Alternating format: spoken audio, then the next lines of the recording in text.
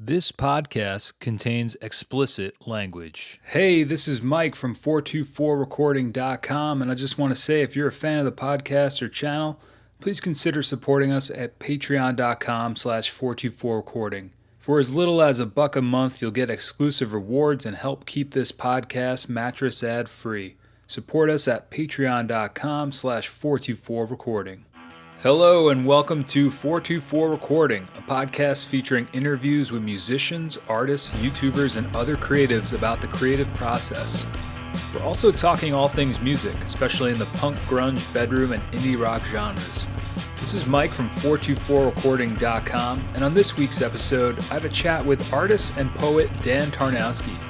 Dan and I grew up together, and in the late aughts collaborated on Lives, a blog dedicated to creating artwork on a daily basis. We reminisce about that project and get a little nostalgic about early 2000s indie rock culture. Here's my conversation with Dan Tarnowski.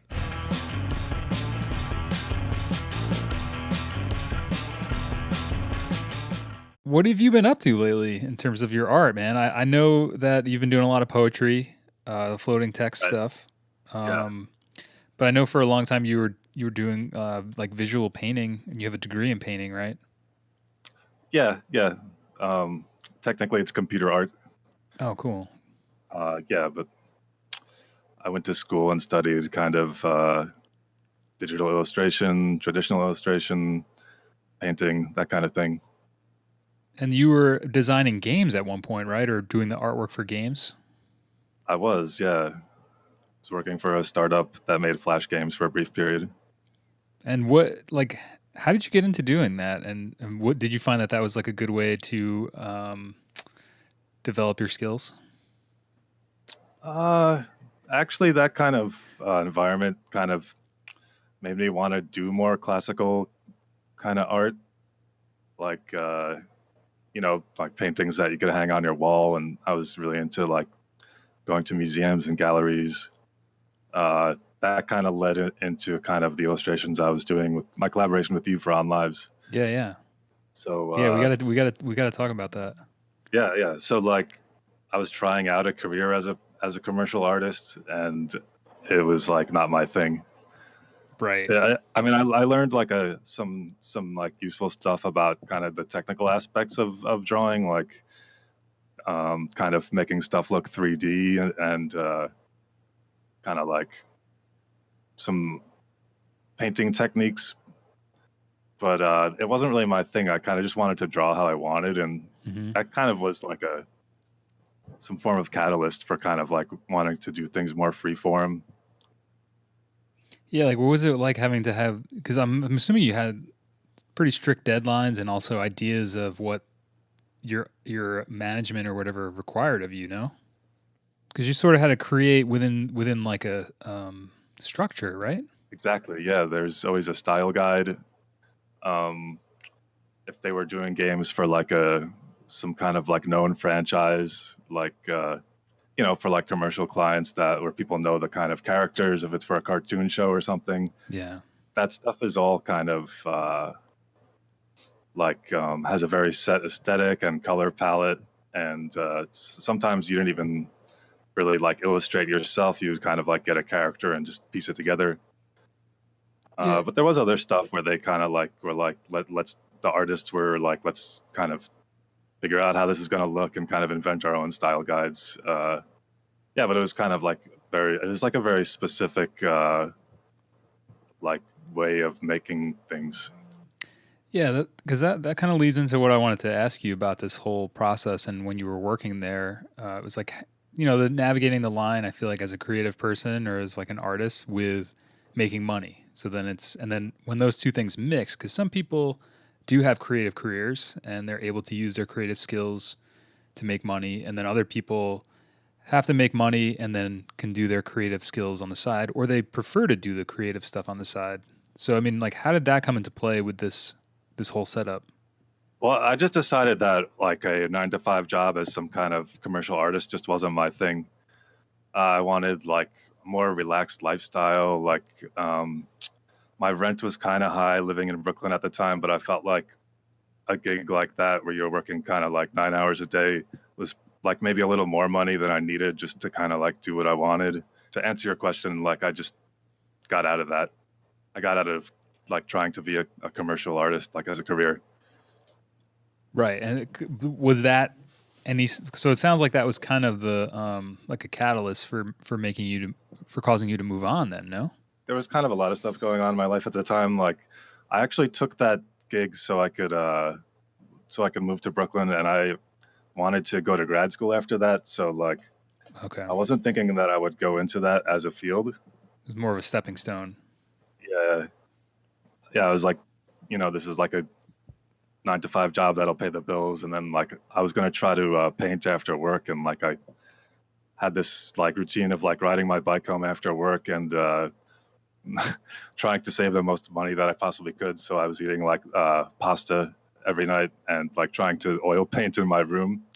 Yeah. And it was actually like it was pretty cool because I had just moved to Brooklyn and like everything seemed like a little surreal, and it was kind of inspiring to me, like just being on the subway. And like I remember one time I forgot to get off at my stop, so I took the R train all the way out to Coney Island, and I just like it was like nighttime, and I was just walking around and sketching and living the dream. Like I mean, but I didn't even know it. I was just like a little bit lost, but it was pretty inspiring.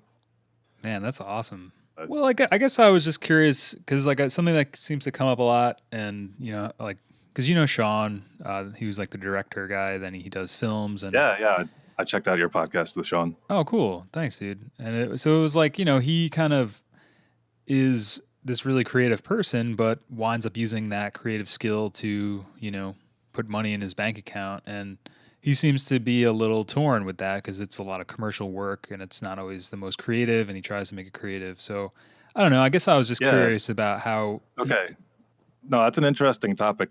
I wasn't thinking that you were going to ask me about the financial side of things, but if there was like a spectrum of that where Sean is more like towards, I guess, making money with his stuff, I'm like all the way on the other side of the spectrum where like ideally I just like can do my art like as I want it. So, yeah, you just want to be able to like you said, come home, do the paintings, because you had a studio too at one point, right? Where you were yeah, I did. So like that's kind of I guess that's so like you wouldn't mind working at, say, like I don't know, a grocery store and just coming home every night and painting. No, I wouldn't. Sometimes I wish I had been a little more clear-minded about doing something like that. Like I know people who are like booksellers and like they do their art, and that seems to have like worked out for them. Like I think there's a lot to be said for that kind of thing. And I mean like so like now I do like some kind of like light web stuff for an organization, and I'm kind of doing that now, like the system that you just described. Right. Yeah. Like you have it kind of separated now from right. your artistic life and your working life.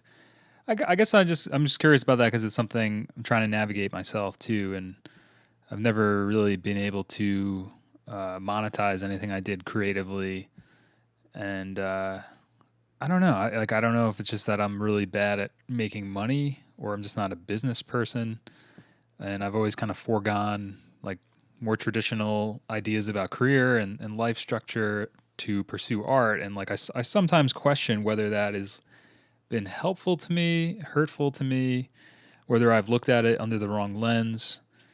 I don't know. Then I guess that's why I was kind of like asking you about. Yeah, I mean, I feel like this kind of thing has been it's becoming an ongoing exploration on your podcast. Oh, cool. It's like you and Tim were talking about that kind of thing in your most recent one. Yeah, yep. And I thought he said some interesting things about how monetizing it is like not what he's into. He likes the kind of meditative aspect of painting. Right.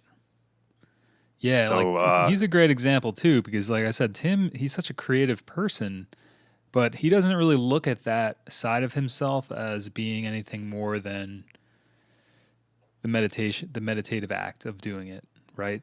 Like you said, Yeah. Well, like I like was he has saying no before, I feel aspirations for doing anything more with it than just un unplugging from reality and losing himself in creating. I think I've been going more and more in that direction myself, like not thinking of myself as like a practicing artist. Because like as you mentioned, I had that studio and I was painting and trying to go to grad school, and now I kind of like do a little bit of everything. Like I have been experimenting with poetry and making chapbooks, and there's like I'm not really expecting any money for that, but I think as a form of expression, it's like a really healthy thing for me to do, and it's a cool way to relate with other people, like convey things through words and inspire other people. It's almost like a form of communication that can be like creative. Yeah, yeah. I was going to ask you about your experience with writing chapbooks and poetry because we collaborated on a few of those. I don't know what, almost 10 years ago now, which Yeah. seems crazy to say. Yeah. So for anyone listening, Dan and I go way back. We grew up together. Went to high school and pretty much every like secondary school, I'd say too. Well, I don't know. Does secondary school mean like grade school, uh or is I that don't know like what secondary college? school is. Okay, well, we went to like grade school together Middle school, probably yeah. since like fifth grade, sixth grade. I think I've known you off and on, and you've always been like a character in the periphery of my life. Yeah, all right, that's cool. Okay, so it's like, so Dan and I don't know if we were ever too as tight, but we knew each other. And then after, I guess, college, we had, Actually, I don't know if this was a very significant thing to you, but I played in your band for like one summer. I drummed oh in it, yeah, yeah, that's right. and I completely that whole era of my life is like, I don't know, like it's like there in my mind, but it like I never access it for some reason. that It's was kind of a precursor to doing on lives a little bit because I remember hanging out with you that summer when I helped you record a record. yeah, That that's was an right. early incarnation of Be Cool Cowboy. Like, That's right. I don't know if this is like an officially endorsed era of Be Cool Cowboy, but whenever I see like you that band doing stuff, I'm kind of like secretly to myself, like I was in that band once. That's awesome. Yeah, yeah, definitely. I mean, that was kind of the first incarnation of it, and I just kind of revived it, again later because I don't know. Sean was always like really into the name, and he had always wanted to kind of steal it for his own band, and that's kind of why I was like, no way, man. Like, I'm gonna make sure that this is something so that he can't take it, take the name. Yeah, that's fair. So, but yeah, that's funny. Yeah, so we did that record together. You were doing the drums, and that's Right. right. So That was so so that much was like fun. right before I moved to Brooklyn, and then I had that whole baptism by fire, I guess, like working for that game place, and then Yeah. you like landed in Astoria one day, and you were starting this blog, and Yep. uh, On um, lives, yeah, right, exactly. So and because I went to school for creative writing. Like there was a point in time where I honestly thought I was going to be a writer or pursue writing.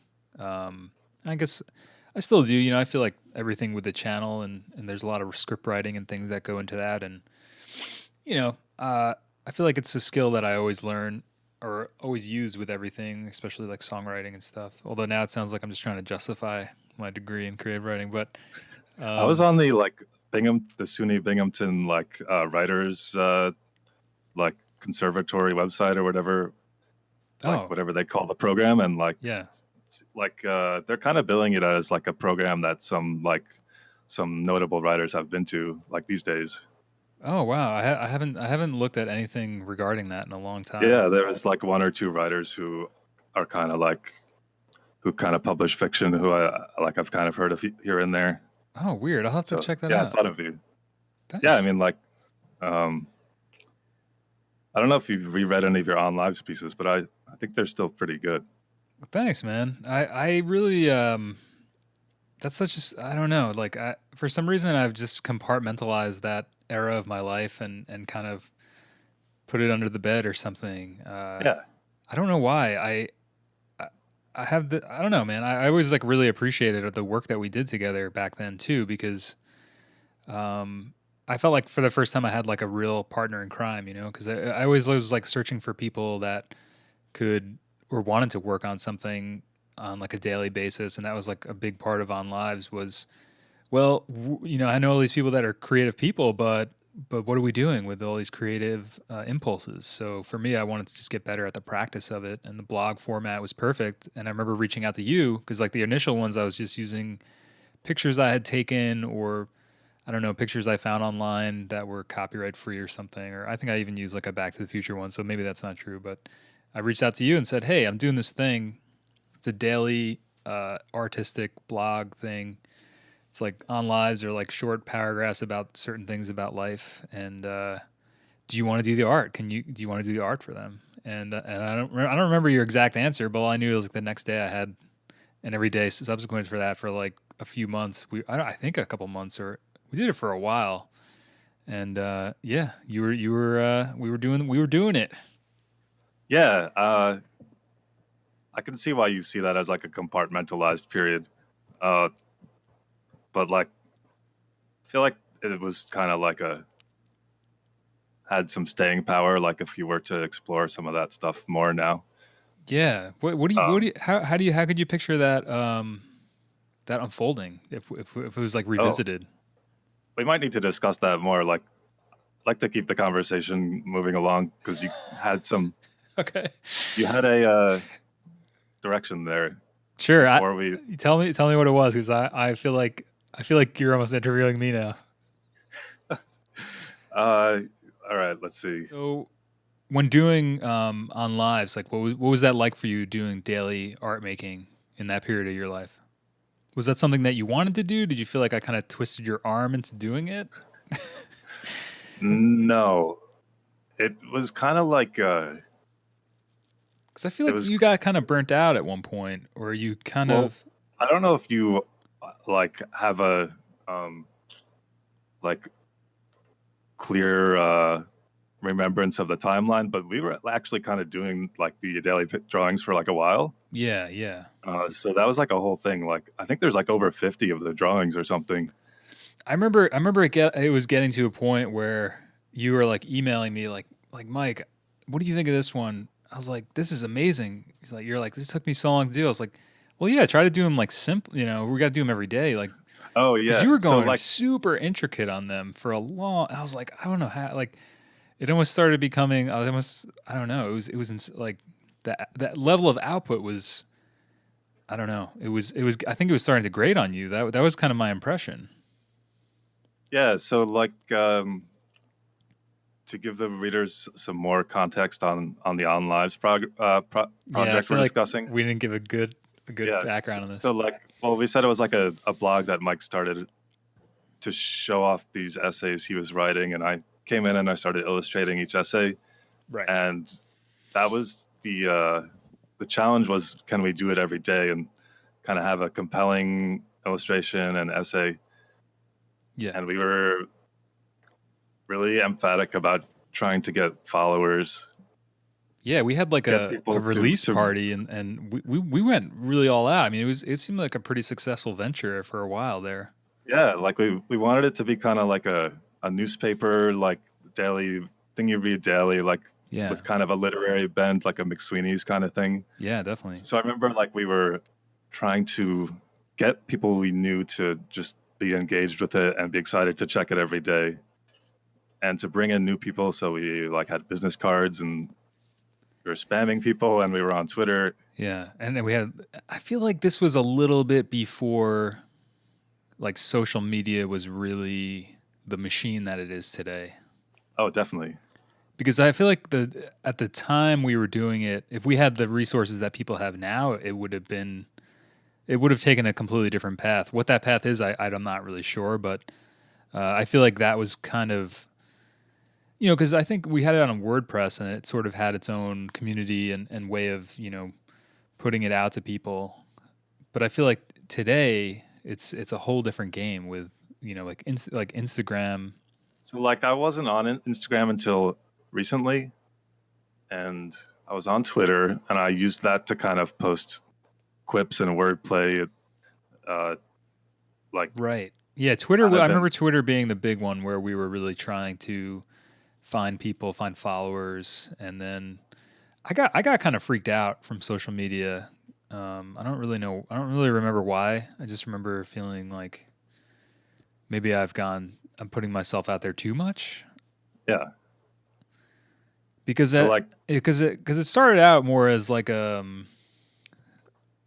just like as a way to do our thing for me, every day and get the practicing, get the what do they say 10,000 hours in, get the you so you've want liked to social networking as kind of a way of releasing stuff, but not so much the kind of personal aspect of like. I remember you had one of your tweets was like, "Why is it cool to say like, why is it cool to tweet?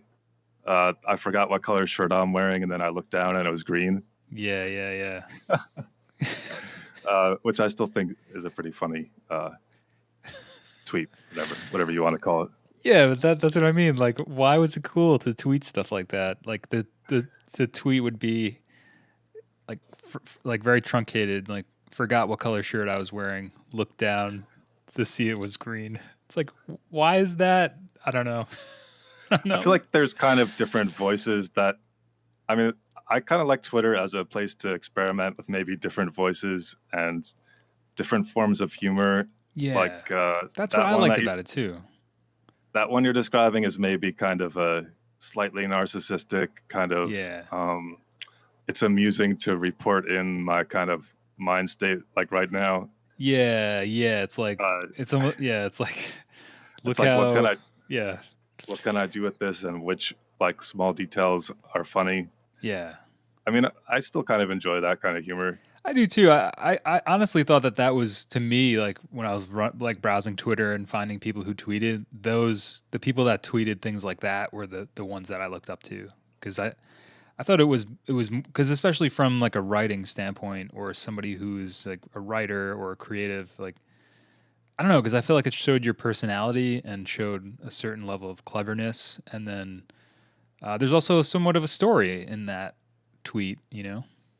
Yeah, I And feel like like that kind of became the norm. Actually, is these kind of like personal but creative ruminations for like writers and creative people, like to have a kind of Twitter presence. But now I started saying before, I feel like that's kind of being phased out a little bit. Like I kind of noticed this when our friend Greg Farrell, who's like a comic book artist, yeah, yeah, just like I gotta get him he on the just pod pieced too. off. Yeah, he just pieced off Twitter. He's like, this is not where it's at anymore. Yeah, Like, follow me on Instagram. yeah, And I kind of feel like there's not so much of a buzz around Twitter anymore. Like it just doesn't feel charged it did for a little while, like maybe 1 or 2 years ago. right. I feel like the it used to be because I remember On Lives too existed on Facebook, and it felt like the course of events was like Facebook, Twitter, and then Instagram, and then Snapchat, and then it's kind of gone back to Instagram. I don't know. I'm not like a social Yeah, yeah. media guru, but in So terms like in terms of like the big one that people are on or that makes sense for people's lives. you questioned like whether that was if like on lives was still kind of echoing in any way, and I kind of like noticed that Instagramming drawings and stuff daily reminded me of that same thing. Oh, Reminded cool. me of posting stuff up and getting feedback. So like I feel like it's still back there, that kind of like impulse to want to show something like right after you made it when it's fresh, and then see like which things people are into. I feel like Instagram, because the premise behind On Lives is daily art and writing, and Instagram is kind of like that in a miniature. It's definitely daily art, It's just all Yeah, now it's all in a square shape. for sure. Yeah, yeah, yeah. Yeah, and I feel like it's become see like I think if I don't know, for instance, like I think if On Lives was something today, it would be some kind of visual, obviously either a picture or like a series of pictures and then like a voiceover because I don't know if you could do I don't know if it would if to write like a well I guess it would depend on the format but it seemed because this came up a little bit with Sean too. I don't know if you remember he was talking about releasing his music on some kind of weekly, daily because he had all these songs, and then he's thinking, oh, I can Yeah. make like 30-second music videos with these songs because people just flipping through to Instagram. Boom. Same with on like I'm picturing on lives or some something of that nature. Like I don't know if it would be. I don't know. I don't know. I mean, to me, Instagram is definitely like a more of a visual. I think that's why like the painting aspect and the images aspect works because it's a much more visual format than say like Twitter. I don't know. Twitter was more I guess words. So you enjoy then just putting stuff out on social networking or social media? Like what? How do you feel about it overall in terms of the intersection of social media and art? I like the casual aspect of social media. I don't feel like there's any pressure on Instagram to post up stuff that's really finished. I've been kind of drawing these little comics and just posting it up like 3 minutes later, and I find it pretty fun. It's like Yeah, that's really cool. it's like kind of just drawing something in class to amuse your friends and kind of passing it around and snickering. Yeah, yeah, yeah, yeah. Totally. There's something to be said for that kind of ability to amuse yourself with your own kind of offhand creativity. I mean, it's so simple, you know? Like, how many ways can you really like create satisfaction for yourself? Like, you could if you weren't experimenting with this, you could like go to Men's Warehouse and like buy a $500 suit like to feel fulfilled, Yeah. or you could draw something in like 30 seconds and be like chuckling to yourself. And like, I think I kind of lost wanting to just fuck around with stuff. And Me too. actually, kind of like our friend Greg's graphic novels kind of reminded me that I think like scatological humor is pretty funny. And I was just like reading his book about the Strand and just like cracking up. What is scatological humor? Like potty humor. Oh, okay.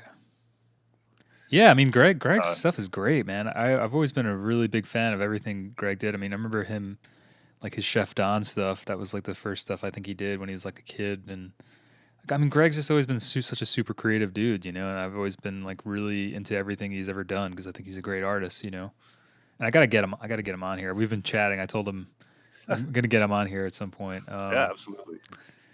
But what I was gonna ask you was, I thought it was interesting that you said you think you've kind of lost that ability to. Because I was gonna ask you this, how you refound it, because it sounds like you kind of found, like you're saying, like just making something just to be satisfied and chuckle Right. at it. Yeah, Like yeah. I So I like feel like I can't do that anymore. It's really that's the thing. Us always being on apps and kind of looking down at your phone and how it kind of creates this anxious mental state, kind of like this like haze of checking all your tabs yeah. and Yeah, sometimes you start checking shit and you're not even like there's times when I have to like actually get something done and I'll just automatically go to check my email or something and I'm like I just literally closed it down. I'm like, what the fuck am I doing?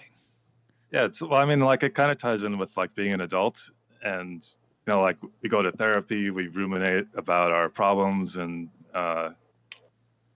like it almost seems like a lot of the solutions to those problems are also really big like macro solutions that you implement, like a career, buying a house, car, etc. Just taking some time to like laugh is a kind of like a really simple antidote that is so simple you wouldn't even think of it, you know? Yeah, yeah. Just started like sketching dumb stuff like weird characters. I don't know why I started this. I think it was because I just don't have time to like be drawing with like professional materials and trying to make some like nice watercolor landscapes or whatever. So with any kind of like pressure and mind for craftsmanship off, like I just realized it's fun to just draw kind of like deranged people and try to get like try to get my friend to laugh at it or something. Yeah. And Well, cuz I feel like that at the end of the day, it's like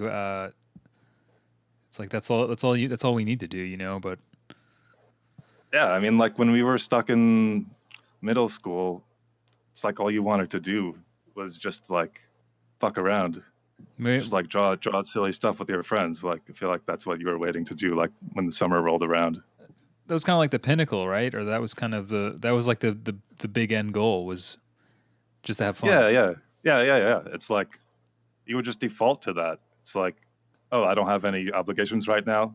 I'm just gonna do like this thing that I do automatically. Like it's a no-brainer. Now I need to remind myself to do that. Why do you think that is?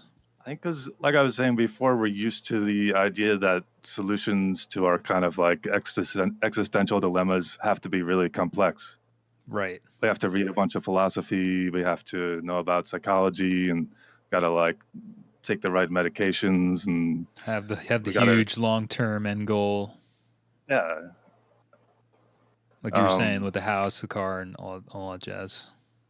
Yeah, I mean, it could be anything. Like Well, you could, that's so interesting because I feel like life. I just kind of had like a realization on this topic. Like I feel like as you get older, life kind of it takes you from that mind state that we were talking about. Whether this is responsibility, I don't know. I think it's more of just status quo, or yeah, I think it's just it tries to pull you out of that mentality and push you into this other track of or making you feel like this is where you're supposed to do. This is what you're supposed to want. This is what you should be doing.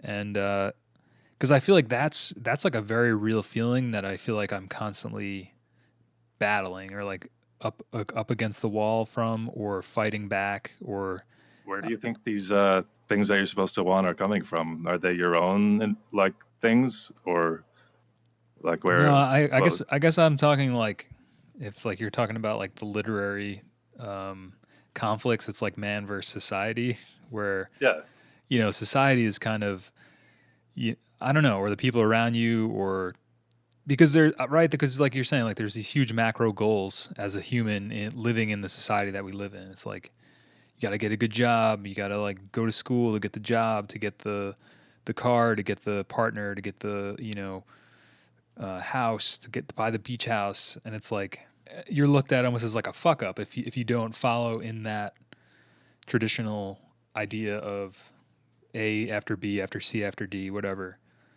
You're seen as I like think a that's a fool. I think that's a mindset that can be inhibiting to us. I'm also even saying like even in any given kind of creative field, you don't always need to take it so seriously. Like if one was a novelist and they are trying to write 3 hours a day, is it really bad if they take a break to like draw some dumb stuff and like tweet it to their friends, or do some other like thing that amuses them, like with their friends, like be it memes or like I don't know. No, I don't see how that could ever be a negative thing. I'm realizing that I like to kind of stay in touch with that somehow. Yeah, I guess that's yeah. I mean, I think I'm coming at that from another angle too. It's because I feel like that is kind of I don't want to say beaten out of you as you get older, but I don't know. I feel like it is in a way. Yeah, I see what you're saying. Like, Everything has to be such high stakes. Like, why can't it just be what you're saying? Like sharing a moment of just fucking around with somebody and having fun, even if it's like you said, a drawing of like a deranged person, or you know, yeah, or just some. I tweeted this image of a person who has they're sitting in a chair and they have mismatched legs. One of their legs is a pantaloon and the other is a regular jean. And there's a speech bubble and they're saying one of my legs is a pantaloon and the other's a regular jean. And like it's just so absurd that I Instagrammed this and I've been showing it to people. Like I find it really amusing. Yeah. Well, I also liked your micro comedy too. I saw that the one you did. I think it was today. It was like, Yeah, yeah. I don't think many people saw it right after I tweeted it because I did that on the way to work. But I kind of have this ongoing thing with a couple of people I know who, where I will. So like punning is kind of a thing. Like there's a Punderdome. Have you heard of this? no. There's this event called Punderdome in Brooklyn where it's like a kind of like a mock game show where people come up and I've never been actually, but I guess they show off their punning prowess and like the audience votes on them. So like I guess like I feel like puns are kind of a cultural trend like right now. People enjoy puns, and I've been kind of milking this for the most amount of attention that I can get by creating really forced puns. Right. So people have been calling me out on how cheesy and bad some of these puns are, and I've Isn't that like the continued. nature of puns, though? I mean, you would think, but people have certain criteria. They don't like stuff that seems forced. Uh, like I like so. genuinely LOL'd at the untenable one. Like that was brilliant, man. Yeah, that's some of my better output. So I thought maybe like posting videos of those puns could be something to explore. Yeah, I think that's awesome. And I like that it's a very contained moment, you know? It seems very I, off the cuff and real, oh yeah, and I like that. you can experience it in a few seconds. And like that's kind of been in the back of my mind all day since you were started emailing me today about potentially, chatting. And yeah, like I don't know, in a way, as cliche as it sounds, that made my day. Oh, glad to hear it. So mission success. Good. Yeah, I hope to do more.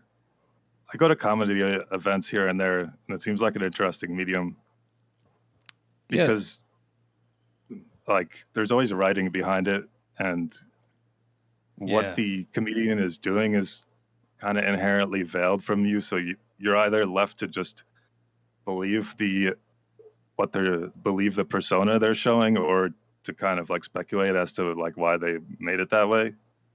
right. Yeah, I've often thought about exploring that more. I feel like that's something I try to do a little bit on the YouTube channel, and that's something I want to go even further in that direction. Because I realize like sometimes the ones that are the more absurd ones and they're also like written out, uh, Oh yeah. are usually some of the best. Or at least the stuff that really moves the needle for me personally. Like when I make something like that, even if no one sees it, it's kind of like, damn, like I need to do that. That's what gives me that fulfilled feeling. So you like the doing some comedic writing for your tutorials and that kind of thing? Yeah, yeah. Well, it's like I was talking with this guy Steven. He's from another channel, Noir at Blanc V. That's the podcast that's gonna. Well, people have probably listened to those by the time they listen to this one. And we were talking about. Have you ever seen like Angry Video Game Nerd? It's like a character. Yeah. Mhm. It's like that was like a huge inspiration on both of us. We're talking about, and uh, that's kind of the direction I would like to go more in, where it's and that's what Steven was saying too. He's like making it more. He thinks about doing some of his episodes and things or like series more as like a character than it being himself. So I don't know. That's something I definitely want to explore more. I could get behind that. I've been like fascinated by I've watched more of your kind of podcasts. I haven't gotten into any of the heady lo-fi recording stuff. Stop me if this verges too much on me interviewing you, but Okay. I'm a little intrigued because like I always liked some of that like lo-fi music from the 90s. Is Mhm. there like kind of a fertile scene of that? Like, what's that like? Is that a thing in New Paltz, or is that something you're kind of like pushing to get going online?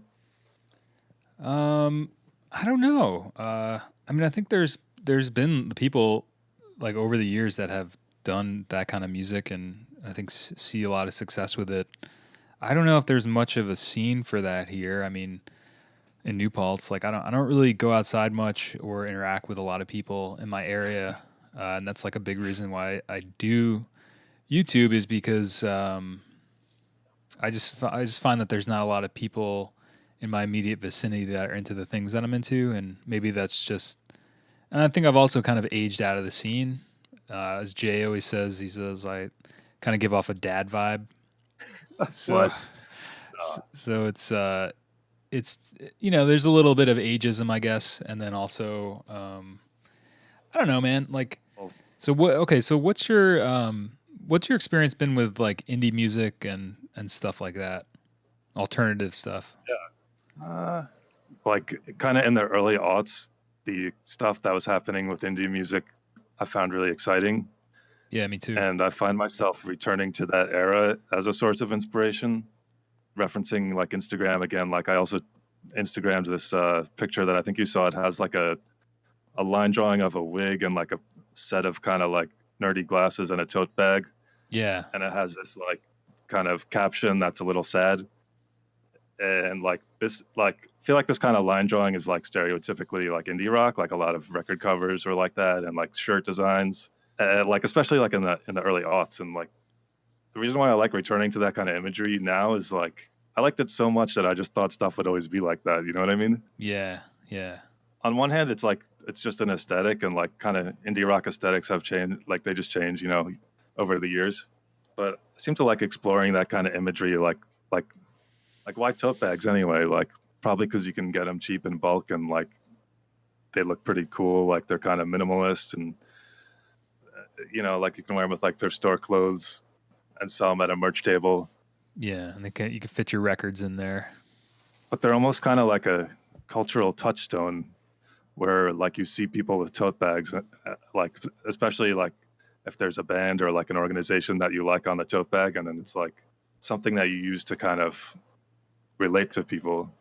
Seem to have like a personal connection to it because I always liked that kind of like indie culture and going to shows and even like zines and chapbooks. Yeah, I feel like that era kind of harkens back to an era where there was more interaction amongst people. I don't know. I could be just Huh. spitballing here, but because I feel like that was also there was still a period of time where the internet wasn't what it is today, and I don't know. That could have to do with why there was kind of like a unified aesthetic. Like I feel like there was a more I want to say unified subculture. I don't know if that's even true, but I don't know. There's something about that, like, because that's I feel like that's right. I feel like we grew up right in that time period where it's like pre internet, post internet, and right around that period was when the internet was in its like more infancy, and it wasn't used to quite the same degree it is today. Yeah, so like I was just curious like how the kind of 4-track instrument I guess plays into that like Oh well, there's the whole cassette resurgence thing, like people listening to cassette tapes, and because it's a cheap format versus making records, and for some reason people aren't really into CDs right now. But that's probably gonna change at some point. But I mean, I just like it because it has a certain sound. It's almost like an instrument in itself, and I feel like anything that you listen to that's on a 4-track, it's kind of similar to what you're saying. Like I just like the vibe of that aesthetic. I just like the sound of that.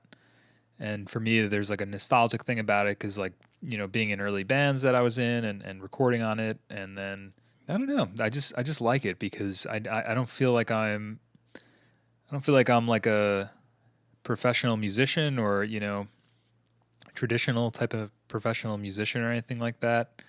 And that's kind of like the kind of seems like the pinnacle or the peak of like what you could do as like a bedroom musician is just making some blown out shit on your 4-track, and like you said, passing it around to your group of friends and them kind of snickering at it and enjoying it, and that's kind of the end of the end of the run, and maybe you go play some shows and sell a couple to people, and that's kind of that's the point of it is that kind of what you're saying about just making these drawings and as just like a fun experience. Like it's funny because that's kind of what I've been doing now with some of the tracks I've been doing is just doing them really quickly, like 30 minutes writing them and then like another 30 minutes recording them. And I've been doing those like once a week for now a while, and there's something really really cool about that, and I feel like that kind of relates back to what you were saying about the drawings and I don't know. I didn't. It's funny because I felt like I really wanted to get back to that, and now I'm thinking like, oh, maybe I'm kind of doing that. Yeah, I mean like I guess there's a lot of facets to it, but yeah, like I was curious kind of your like why you're drawn to 4-track recording. Like for me, like I feel like I kind of like saw I was always like a big music geek and could kind of like play a little bit of drums and guitar, but like people in bands kind of, and sometimes still do kind of seem like these like gurus who know how to do all this like technical stuff, like even like four tracking, like that stuff sounds awesome, especially like older bands back in the day. Like I remember watching a rockumentary on Def Leppard, and like the guy was saying that like the five of them or however many there are like rented a house when they were like writing their record, and they all had their own 4-track recorder, and they were all writing songs for the record. Whoa, that's cool. Like yeah, that stuff, just like that kind of like facility with the technology and the just like writing notes and songs like that always is like it boggles my mind, and I find it cool. Yeah, me too. Like I love hearing stories like that. So where are you at with like criticism and your art? I've always been a little self-conscious, and it can be hard to like put stuff out there because you feel like it's personal, and like if someone criticizes something, it's almost like they're attacking you, especially if you put a lot of like yourself into it. Despite that, I had a pretty prolific period of like doing on lives, and then I wrote this chapbook, Blink and the World Goes Blank, and I seem to have somehow like kind of still gotten around my anxieties about showing people stuff during that prolific period. But then I feel like I was really like critical of myself for a long time, and it was almost like I noticed like that's another thing that I've been noticing about sketching is like I almost have two modes. Like I could be engaging with kind of the badness of things and my defensiveness and this kind of like outer layer that I need to get through the world, or I could be engaging with this kind of like whooshing, kind of like windy, more free form that feels a little more uh, like a little more kind of weird for me now, but I could tap into a lot easier when I was younger. The criticism is kind of like under the former category, the like kind of analyzing stuff and kind of like needing to know that things are safe before you dive in, wanting to like know exactly what you're going to make, but then it's like then that kind of becomes like this heavy feeling. So yeah, criticism is definitely self-criticism or just worrying about other people's criticism. I think that's like it's become like kind of for a while it was pretty intrusive, and I think it's something you need to work at kind of like skirting. Yeah, yeah. I mean, because I feel like I could totally relate to that. I mean, I really that was kind of the thing like we were saying about social media and why I kind of like for a long time just shut it all down because I didn't like the idea of putting myself out there and then people being able to be really critical of that or be able to get in contact with me and be however they were going to be. Um, and It's now, interesting because like um, my experiences like with kind of sharing stuff with other writers or poets is like most people are not judgmental. Like yeah, people don't care whether you have some kind of like whether you're on a publisher or whether you're legit in some way. Like I feel like it's become more of a generational thing. I think that's why I feel more comfortable now because I feel like the generation of people that are a little bit younger than us are way more positive and accepting of what you're doing or just way more into being a part of whatever it is you're doing or I feel like I don't know. I feel like there was a point where I don't know, like the youngest people that were consuming some of the stuff where it was our generation of people. And I don't know, it's like maybe it was a competitive thing or I don't know, people are just more negative or not as supportive or something. Or maybe that's just all in my head, but that was kind no, of the, I've noticed like what you mean. Like I feel like there's more of a mindset that the thing is just the thing that it is, and you don't need a kind of official stamp on it, or you don't need like a famous record label or a like respected publisher. yeah.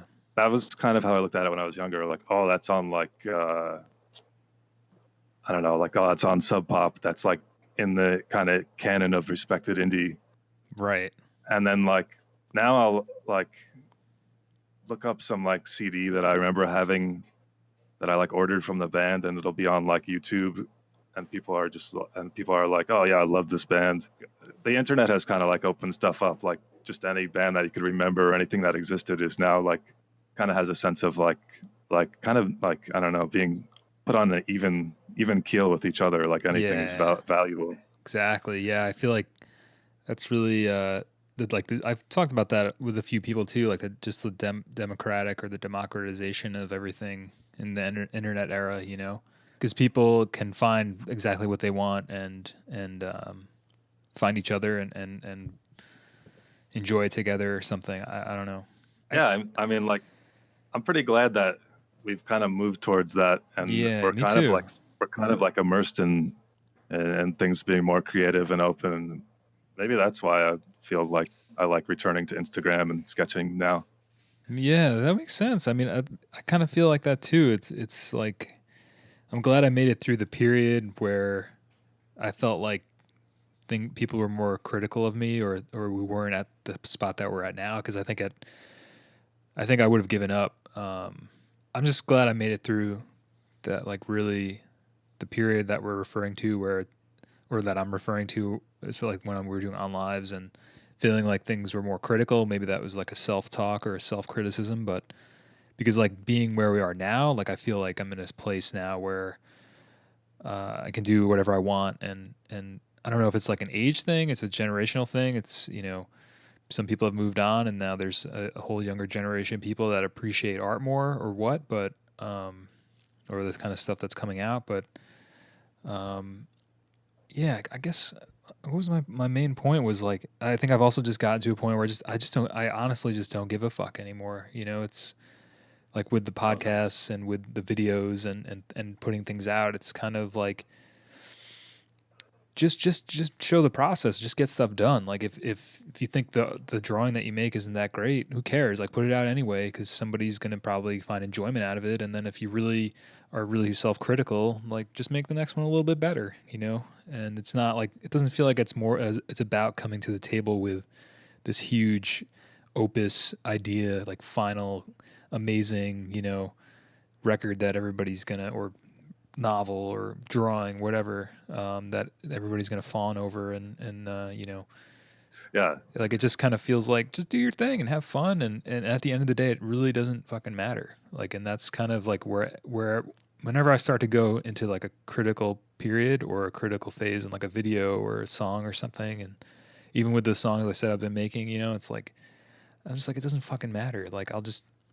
gonna keep doing this and like I said, I'll you know make it a little better next time or you know somebody's gonna find enjoyment out of this whether I think it sucks or if it's amazing. So why be the gatekeeper of your own material? I guess. yeah, that's a good point. Like you can't be too paranoid about someone seeing you at your worst, I guess, so to speak. Because like, let's say you released like a mass market record on like a label, I don't think like some demo that someone comes across is gonna like undermine like whatever talent you show on your best work, you know? Yeah. Well, that's I listen to this guy Gary V. He's kind of like a motivational speaker, social media guru kind of guy, Yeah. and you know he because his whole thing is just constantly be creating, constantly be putting yourself out there, constantly be showing every side of yourself, etc. And you know his thing, what he says to this effect on this topic is, you know, like imagine so like Vera Wang, right? That's like a really respected designer, clothing designer, I think. And you know, he says, imagine if you were able to go back to when she was just getting into design and clothing and fashion, like, and then you could watch from when she was way younger to when she is now, like, and watch that whole process of her developing into this, you know, icon, like what that would be like. And not saying like That would everybody's be interesting. yeah, and that I feel like that's the whole idea is like it's not saying like everybody's going to be Vera Wang or everybody has to be, but whoever you're going to wind up being, imagine how amazing it's going to be when you can look back and say, "Hey, that's what I was doing when I was 20. Hey, look what happened when I was 25. Something happened here where I don't know, I started doing this thing every day and then a year later I had a novel that I put out or whatever, you know?" Like that's what that's what it's all about, showing that process, because now you can show everything to everybody all the time. And while that could be double edged, it's for like artists and creative people, it's the best thing that could have ever happened, because now all those little drawings that you make or were making in middle school, and had an audience of maybe 2 people, can have an audience of 7 billion potentially, right? Yeah, that's a good point. What if like all we want is middle school drawings? We're not even doing finished products anymore. Right. I mean, yeah, and I feel like that's just the nature of the internet, and being everywhere all the time, and people being able to find out about everything you've ever done with the click of a couple keys and hitting enter on Google. But that's so exciting, because if you are present, and I feel like I constantly see this in the YouTube space. I was talking about with Brian, I think episode 06 or whatever, episode 6. Yeah, I want to listen to that one. I want to hear what Brian said. Yeah, that was a fun one too. He talks about yellow rainbow. He does. That kind of stuff. He does, cool. Yeah. And where he's headed with that, and why he's headed where he's headed. I don't want to spoil anything for you, but definitely check that one out, Dan, and anyone else who hasn't checked that one out. I forgot what we were saying. I lost my train of thought. I'll come back. But anyway, yeah, I think it's just unprecedented, man. And it's I feel like there's no reason to ever be critical about anything you do now, because like something's here today and gone tomorrow, like even if you're somehow able to make something that's like really great, chances are like in a couple of days nobody's really going to give a fuck. It's kind of like that book you gave me too, Show Your Work, Austin Kleon, I think that's how you say his name. Because I remember at the time that you gave that to me, I thought that book was a bunch of bullshit. So I don't remember the exact year, but this just goes to show how I've changed my mentality, and how I've gotten... That was like 5 or 6 years ago. Yeah, so that was before I was really like, that was when I was still in this phase of like, I'm going to make this perfect thing and put it out then, and it's going to change my life. And now it's kind of like, I think I revisited that book maybe a year or so after you, because I read it and I was like, this guy's fucking full of shit.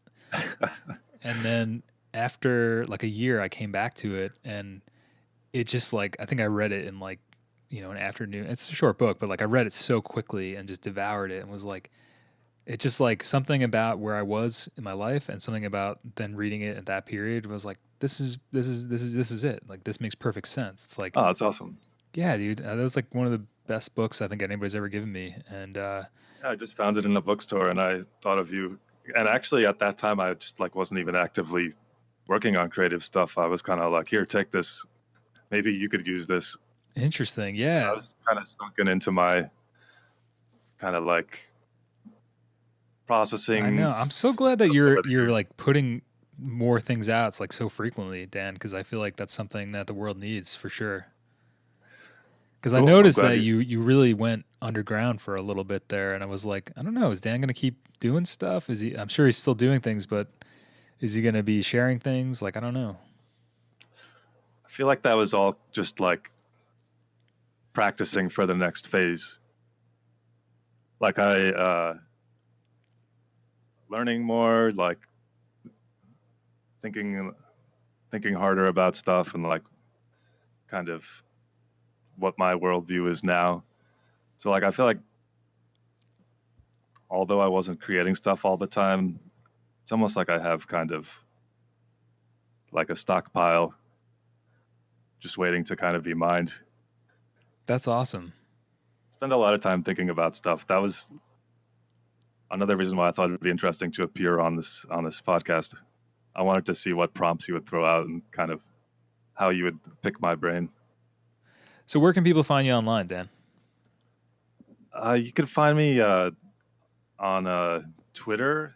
My handle is Indie Diaspora. You can find me on my website, dtarnowski.com. Awesome. And where are you doing like the floating text stuff? If people want to check out your poetry. Yeah, that's on my Instagram. That's also Indie Diaspora. Awesome. Yo, Dan, thank you so much, man. This has been such a great talk. Pleasure's all mine.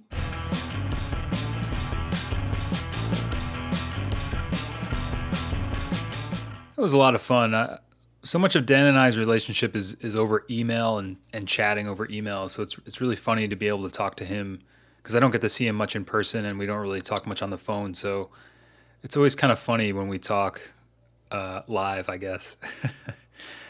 You can find Dan on Twitter and Instagram at Indie Diaspora and check out his poetry and chapbooks at dtarnowski.com. And you can also check out the remnants of our daily art blog and some other stuff I wrote as a younger man, and that's at onlives.net.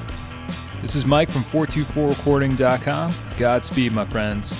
Thank you for listening, and don't forget to subscribe and review the podcast wherever you listen to podcasts. And if you want to support the podcast, you can check out patreon.com/424recording. Appreciate you, my friends. And make sure you do something you want to do today, okay?